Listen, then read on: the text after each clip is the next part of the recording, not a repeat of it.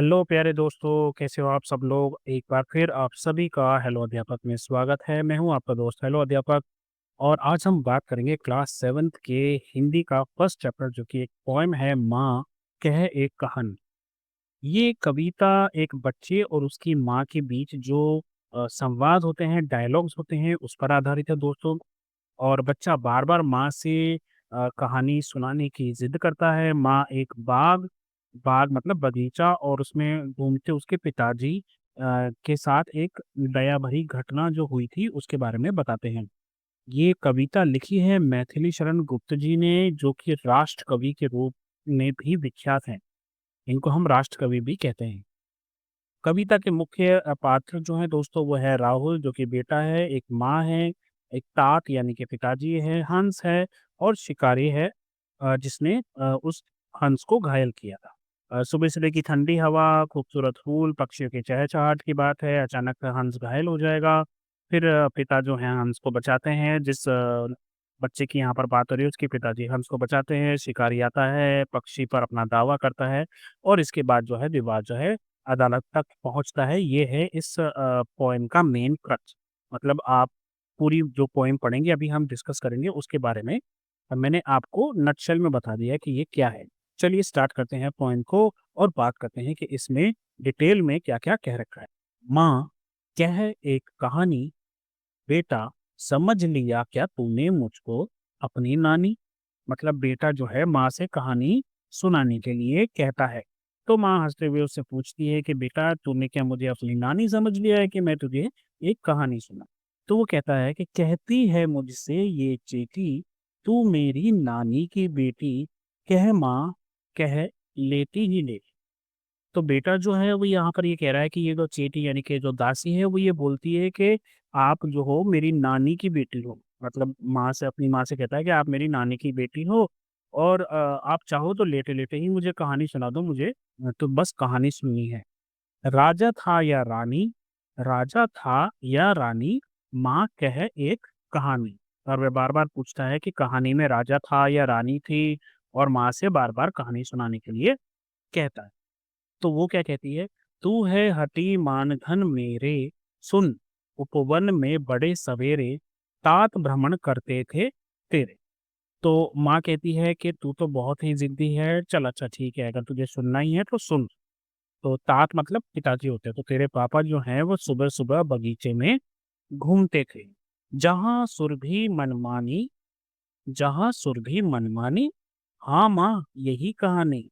तो वह बगीचा बहुत खुशबूदार और सुंदर था। बेटा जवाब कहता है, हाँ माँ यही वाली कहानी सुनाओ, मुझे तो यही वाली कहानी सुननी है, जहाँ पर बगीचा जो है बहुत ही खुशबूदार था और सुंदर था।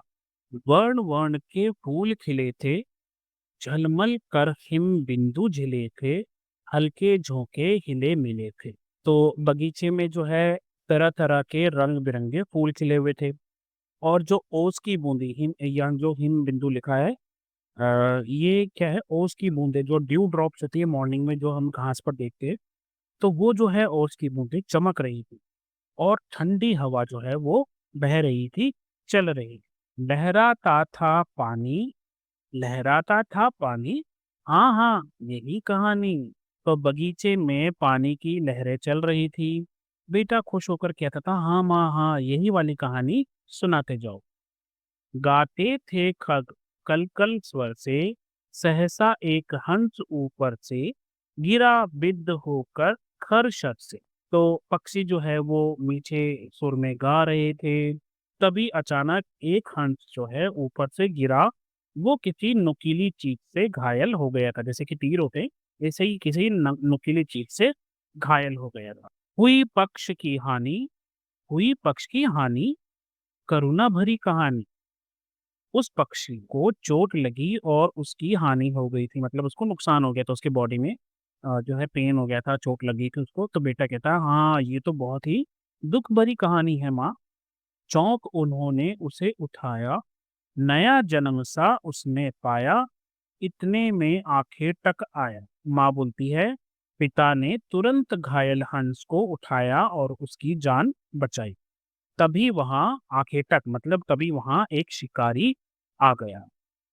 लक्ष्य सिद्धि का मानी, लक्ष्य सिद्धि का मानी कोमल कठिन कहानी। शिकारी को लग रहा था कि उसका निशाना पूरा हो गया है। मतलब जो शिकारी था उसको तो लगा कि भाई मैंने तो अपना काम पूरा कर दिया है, उसको घायल कर दिया, अब मैं उसको ले सकता हूँ। बेटा कहता है कि माँ ये तो कहानी जो है कोमल है और कठिन दोनों ही तरीके की है। माँगा उसने आहत पक्षी, तेरे तात किंतु थे रक्षी, तब उसने जो था खग बख्शी। मतलब शिकारी ने घायल पक्षी को माँगा। आहत पक्षी मतलब घायल पक्षी, तो उसको माँगा। लेकिन पिता जो है जो बच्चा कहानी सुन रहा है उसके पिता उस हंस को बचाना चाहते थे। तो शिकारी जो कि पक्षी-भक्षी था मतलब वो जो है उसको मारकर खाने वाला था। तो वो जो है ज़िद पर अड़ गया। वो बोला कि नहीं ये तो मेरा है, इसको तो मैं ही ले जाऊँगा।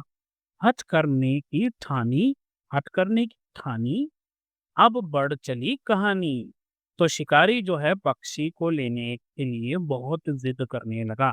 तभी बेटा कहता है अब तो कहानी आगे बढ़ रही है, मतलब उसको मजा आ रहा है और उसको लग रहा है कि अब कुछ इंटरेस्टिंग होने वाला है कहानी में। हुआ विवाद सदै निर्दय में, उभय आग्रही थे स्व विषय ने, गई बात कब न्यायालय में। मतलब फिर जो है विवाद शुरू हो गया, बहस शुरू हो गई कि कौन सही है? सदय और निर्दय में मतलब जो दयालु है वो सदय हो गया और जो निर्दयी है जो क्रूअल है वो निर्दयी हो गया, ठीक? तो उन दोनों में बहस शुरू हो गई और दोनों जो है वो अपने पक्ष पर अड़े रहे। मतलब वो कह रहा है कि मैं सही हूँ और वो कह रहा है मैं सही हूँ। तभी मामला जो है वो न्यायालय यानी कि अदालत में पहुँचा। सुनी सभी ने जानी, सुनी सभी ने जानी, व्यापक एक व्यापक हुई कहानी। तो सबने ये बात सुनी और ये कहानी सबको पता चल गई। व्यापक हुई कहानी मतलब सबको पता चल गई कि क्या कहानी है जब वो दरबार में गए। राहुल, तू निर्णय कर इसका, न्याय पक्ष लेता है किसका, कह दे निर्भय जय हो जिसका। तभी जो है माँ ने ये इस कहानी का जो अंत है उसके एंड में राहुल जिसको वो कहानी सुना रही उसी को बोल दिया कि अच्छा चल एक काम कर, तू ही बता कि इसका जो है एंड क्या होना चाहिए? को ये पक्षी किसको मिलना चाहिए? जिसने बचाया उसको मिलना चाहिए या जिसने तीर मारकर घायल किया उसको मिलना चाहिए। तो तू बता के फैसला जो है वो किसके फ़ेवर में होना चाहिए और सही कौन है ये बता। सुन लूँ तेरी बानी, माँ मेरी क्या बानी, मैं सुन रहा कहानी। तो बेटा कहता है मैं तो कहानी सुन रहा हूँ माँ, मैं क्या निर्णय दूँगा? मैं कैसे फैसला करूँ? मैं तो सिर्फ़ कहानी सुन रहा हूँ, मैं तो कहानी सुनूँगा, निर्णय कैसे दूँ? कोई निरपराध को मारे, तो क्यों अन्य उसे ना उबारे, रक्षक पर भक्षक को वारे। कोई निरपराध को मारे मतलब कोई अगर किसी निर्दोष को मारेगा, इनोसेंट को मारेगा, तो उसको उबारने के लिए, उसको बचाने के लिए कोई क्यों ना आगे आएगा, उसको तो आगे आना चाहिए। या किसी इनोसेंट के साथ अगर कोई अपराध हो रहा है या उसके साथ कोई नाइंसाफ़ी हो रही है, तो उसको बचाने के लिए आगे आना चाहिए और रक्षक पर भक्षक को वारें मतलब रक्षक को बचाना चाहिए और भक्षक जो है उसको किसी तरह का फ़ेवर नहीं करना चाहिए। न्याय दया की दानी, तूने गुनी कहानी। तो बेटा कहता है कि न्याय में दया होनी चाहिए। माँ खुश होकर कहती है कि तुमने कहानी को अच्छे से समझा।